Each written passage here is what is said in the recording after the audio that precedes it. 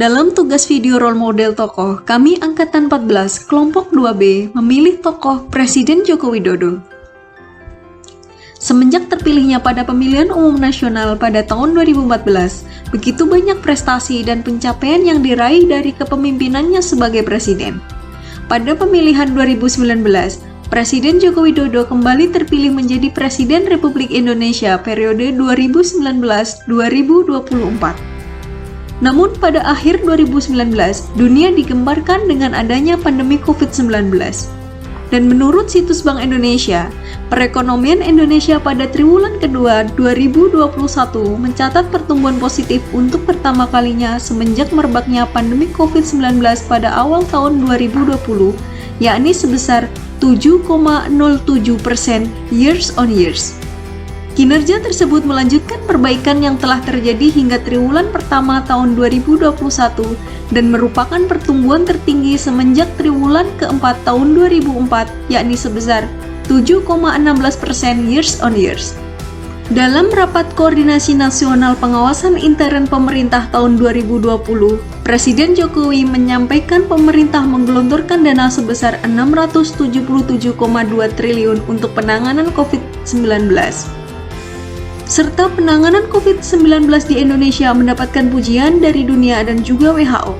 Setidaknya per 31 Agustus 2021, Menteri Kesehatan Budi Gunadi Sadikin menyampaikan total suntikan vaksin Indonesia menempatkan nomor 7 di dunia, di bawah China, India, Amerika, Brazil, Jepang, dan Jerman.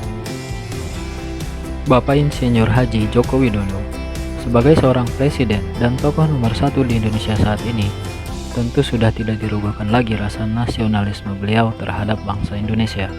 Salah satu bentuk wujud sikap nasionalisme beliau ditunjukkan melalui kebanggaan terhadap pakaian khas daerah bermacam-macam suku bangsa Indonesia. Terlihat dalam beberapa kesempatan acara beliau memakai pakaian adat khas daerah. Misalnya, pada acara peringatan ulang tahun kemerdekaan Republik Indonesia ke-76, beliau memakai pakaian adat Pepadun dari Provinsi Lampung. Dan yang terbaru yaitu dalam acara sidang tahunan MPR DPR tahun 2021, beliau memakai pakaian adat suku Baduy asal Provinsi Banten yang mendapat respon positif dari berbagai kalangan. Sebagai orang nomor 1 di Indonesia, Pak Jokowi menjadi contoh dan panutan bagi rakyat Indonesia, baik itu tutur kata ataupun perilakunya.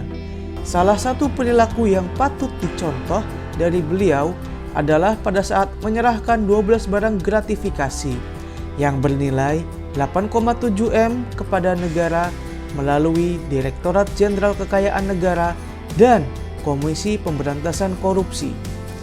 Dengan begitu, Pak Jokowi senantiasa menjaga kode etik dan kode perilaku ASN yang tertuang pada Undang-Undang Nomor 5 Tahun 2014 Pasal 5. Dalam menjalankan pemerintahan, Presiden Joko Widodo memiliki prinsip selalu meningkatkan pelayanan kepada masyarakat.